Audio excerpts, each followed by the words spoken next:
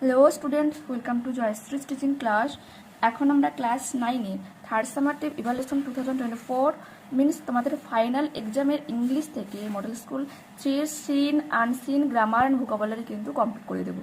তো তোমরা মন দিয়ে আমার পড়াটা শোনো আর বোঝার চেষ্টা করো। প্রথমে আমি সিনটা রিড করছি, ঠিক আছে? দেখো প্রথমে কি রয়েছে, read the passage carefully and answer the questions that below.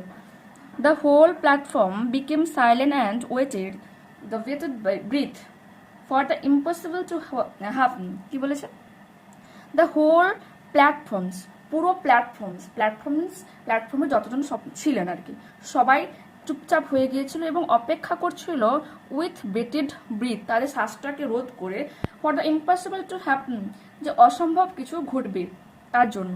The vendor code in a soft voice আও আও ভেন্ডর্স, যে তার মৃদু সুরে আওয়াজ করে বলছে যে এদিকে আসো আসো, টু দ্য মাঙ্কি, সে বানরটাকে বলেছিল। The monkey looking the side and that accepted the bargain, তারপর সেই বানরটা সেই দিকে তাকিয়েছিল এবং এই দর কষাকষিকে মেনেও নিয়েছিল।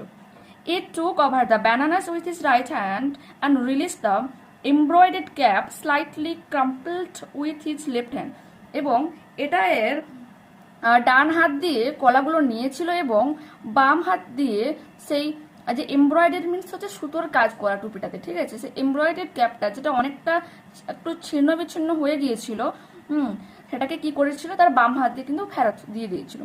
The spectator shouted the praise, চশমাওয়ালা সেই লোক যে কি করেছিল, চিৎকার করে উঠেছিল। দ্য ফ্রুট ভেন্ডার কেম, এবং সেই ফলওয়ালাটা এসেছিল and humbly offer the Sethji his cap, ঠিক আছে, সেই সেটসিকে তার টুপিটা খুব দয়ালুভাবে কিন্তু ফেরত দিয়ে দিয়েছিল। ওকে, এরপর নেক্সট কোয়েশ্চেন আনসারগুলো দেখো। এতে বলেছে choose the correct answers from the given alternatives, আর এর একে বলেছে the monkey stretch out his dash for the bananas, কোন হাতটা বাড়িয়ে দিয়েছিল কলাগুলো নেওয়ার জন্য, right hand. The monkey return the embroidered cap slightly crumpled, একটু ছেঁড়া গিয়েছিল হালকা। The onlooker shouted in praise, তারা আশা করছিল যে কিছু একটা ভালো করবে, প্রেজ করছিল তারা। The vendor gave the Sethji his cap politely, নম্রভাবে ফেরত দিয়েছিল। এরপর আছে write T for true and F for false against the following statements. The vendor coos in a hard sound, এটা তো অ্যাবসলিউটলি রং হয়ে যাবে কারণ সে মৃদু সাউন্ডে কিন্তু তাকে ডাকছিল বানরটাকে, তো এটা কি হয়ে যাবে, ফলস। নেক্সট কি বলেছে, the whole platform was waiting for something to happen, পুরো প্ল্যাটফর্মের সবাই কিছু একটা ঘটবে এর আশা করছিল, তো ট্রু হয়ে যাবে, এক্ষুনি বললাম তোমাদের। এরপর কি বলেছে, সিতে বলেছে কি answer the following questions, which impossible incident is indicated here, কোন অসম্ভব ঘটনা এখানে ঘটার কথা বলা হয়েছে। এই প্রশ্নের উত্তরটা তোমরা দেখো, রিড করছি একটু। The impossible incident which indicated hair is the monkey took over the bananas with his right hand, যে অসম্ভব ঘটনা এখানে বর্ণনা করা হয়েছিল তা হলো যে বানরটা তার ডান হাত দিয়ে কলাগুলো নিয়েছিলেন, release the embroidered cap slightly crumpled with his left hand, এবং তার ডান হাত দিয়ে সেই এমব্রয়েডেড এবং স্লাইটলি যে ক্রাম্পটেড যে টুপিটা সেটা কিন্তু ফেরত দিয়ে দিয়েছিল। কোয়েশ্চেন নাম্বার 2 বলেছে why did the monkey accept the bargain, দর কষাকষি কেন মেনে নিয়েছিল সেই বানরটি, ঠিক আছে। তো এর আনসারটা আমরা কি লিখবো, the monkey accepted the bargain because instead of embroidered cap he will get bananas, কারণ সে ওই এমব্রয়েডেড ক্যাপের পরিবর্তে অনেকগুলো কলা পেতে যাচ্ছিল, ঠিক আছে। নেক্সট পোয়েমটা রিড করছি, তো মন দিয়ে শোনো। Read the poem and answer the following questions রয়েছে। Head down, tongue flickering on the trail, he twisted through the parching grass. তার মাথাটাকে নিচু করে এবং জিভটাকে লপলপ করা, তোমরা দেখে থাকবে যে সাপের যে জিভ হয় অনেক তারা কি করে অনেকটা ঢোকায় আর বের করা, তো ওই পোর্শনটাকে আমরা কি বলবো, এক কথায় ফ্লিকারিং, ঠিক আছে।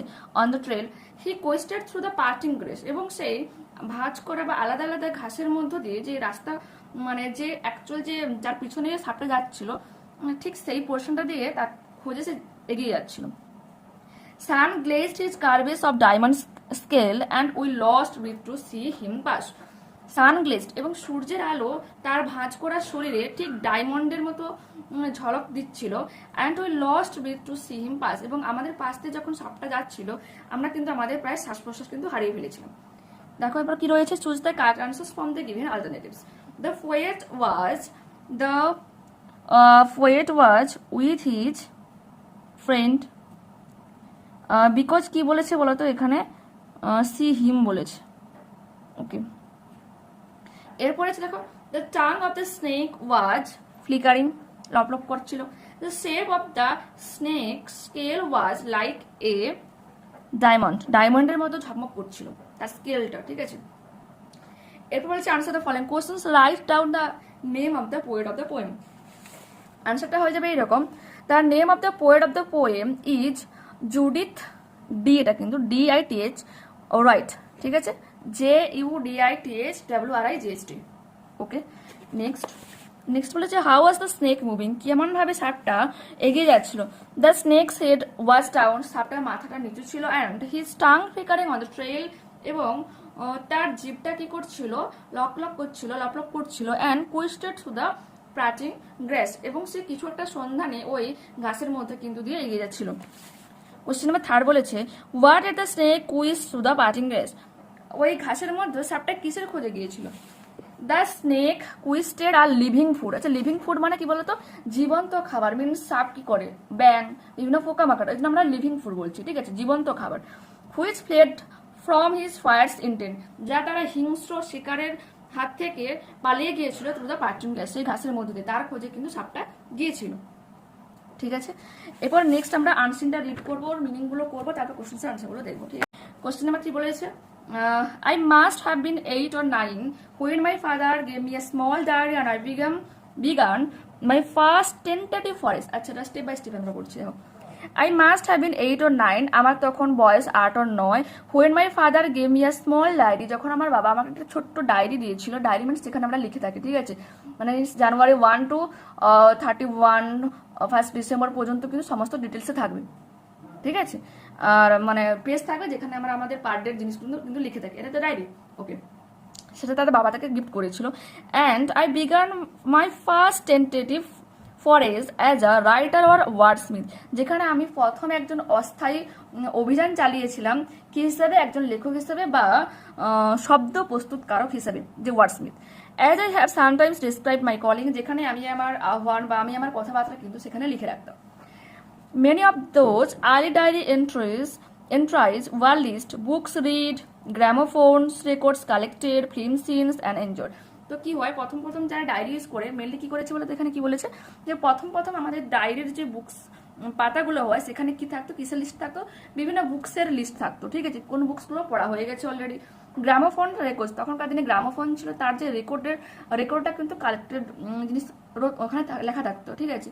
ফিল্ম সিন, কোন মুভি আমাদের অ্যাকচুয়াল দেখা হয়ে গেছে সেই ফিল্মসের নাম লেখা হতো আগেকার দিনে। অ্যান্ড এনজয়েড, এবং আরও অনেক কিছু মজার জিনিস যা মজা পেত আর কি। But even his indulgence was a disciplines of sorts, কিন্তু এই যে ভোগ বিলাসটাও কিন্তু তাকে তার জীবনে কিন্তু অনেকটা ডিসিপ্লিন বানিয়ে দিয়েছিল। Was to stand me in good stead in later years, যা এই অভ্যাসটা পরবর্তীকালে কিন্তু তাকে একটা জায়গাতে কিন্তু দাঁড় করিয়ে দিয়েছিল, মানে মিনস আমাদের রাইটারকে। ইট মেড মি নিট, আমাকে অনেকটা বলি না নিট অ্যান্ড ক্লিয়ার, এবারে পরিষ্কার পরিচ্ছন্ন নিখুঁত। অ্যান্ড মেটিকিউলাস, ঠিক আছে, মেটিকিউলাস বলতে আমরা বলতে পারি যে একটা কাজ যাকে একবারে ডিটেলসে করা হয়েছে, নির্ভুলভাবে করা হয়েছে। And help me from the habit of keeping notes and filing away facts, এবং আমাকে আরও হেল্প করেছিল কি কাজে, বিভিন্ন নোটস কালেক্ট করার কাজে, প্লাস হচ্ছে সেই বিভিন্ন ফ্যাক্টসগুলোকে ফিল আপ করার কাজে। Not perhaps essential attributes for a writer, যে এটা নিছকই একটা লেখকের জন্য এটা প্রযোজ্য বা অপরিহার্য তা কিন্তু নয়, বাট ইউজফুল ওয়ার্ডস, কিন্তু এটা দরকারি কিন্তু অবশ্য।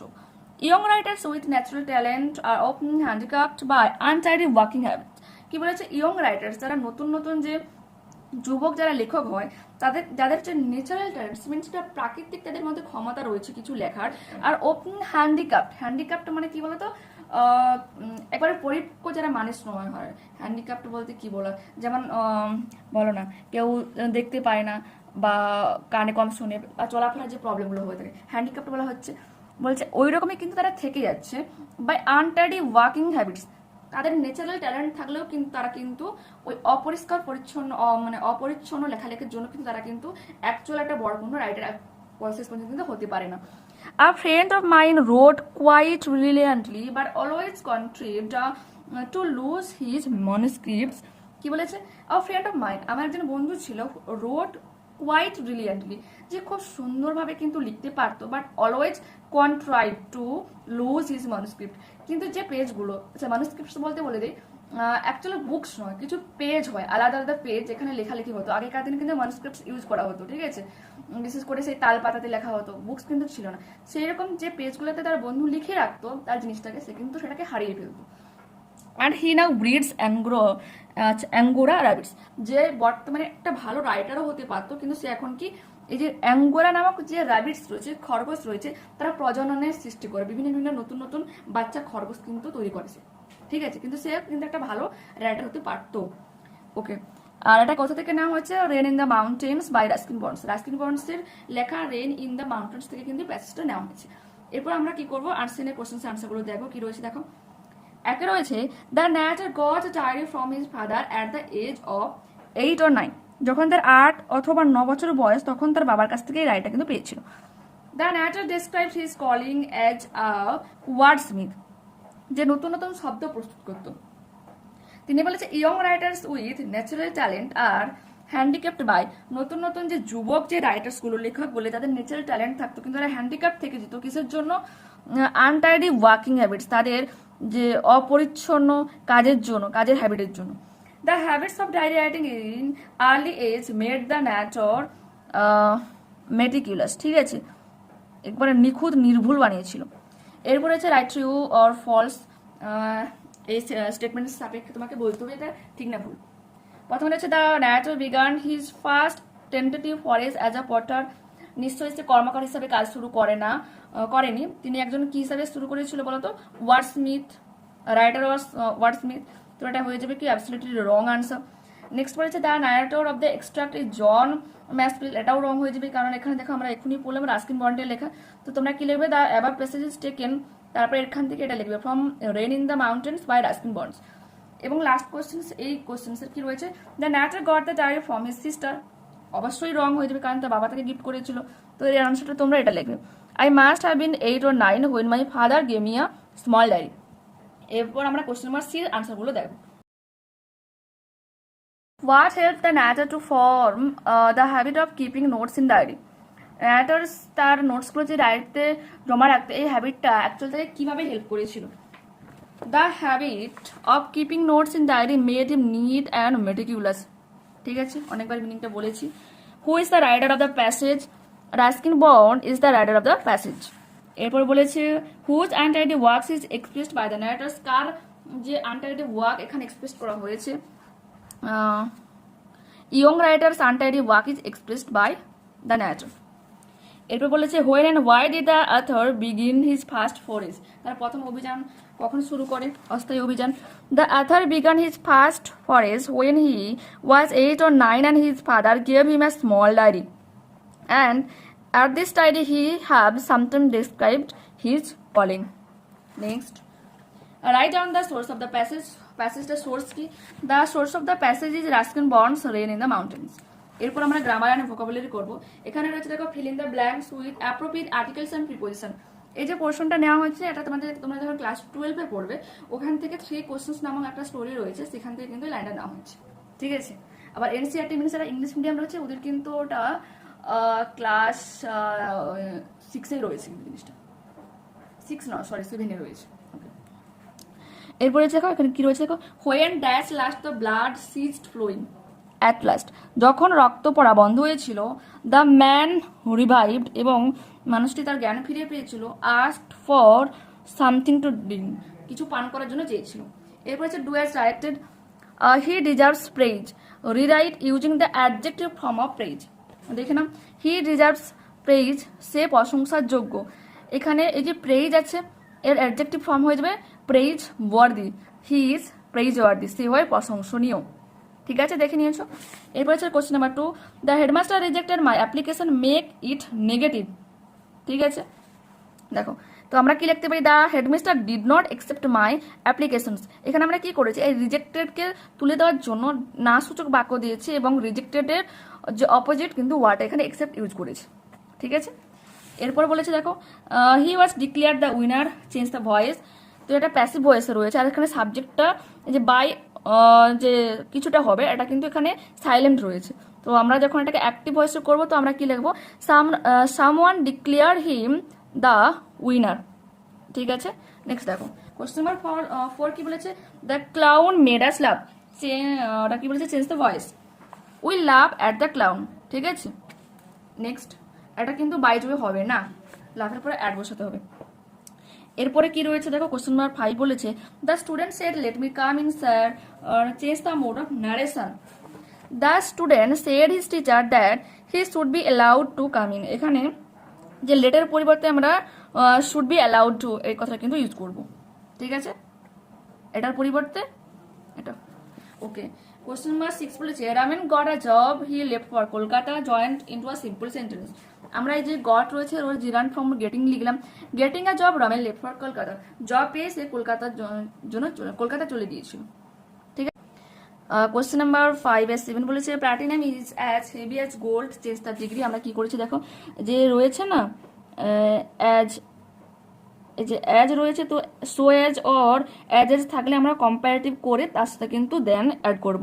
দেখে নাও, platinum is not heavier than gold, বা তোমরা আরও লিখতে পারো gold is not heavier than platinum, heavy থেকে হেভিয়ার করলাম। ঠিক আছে, কেউ কারো থেকে কিন্তু কম নয়, হেভি নয়। ঠিক আছে, ওকে।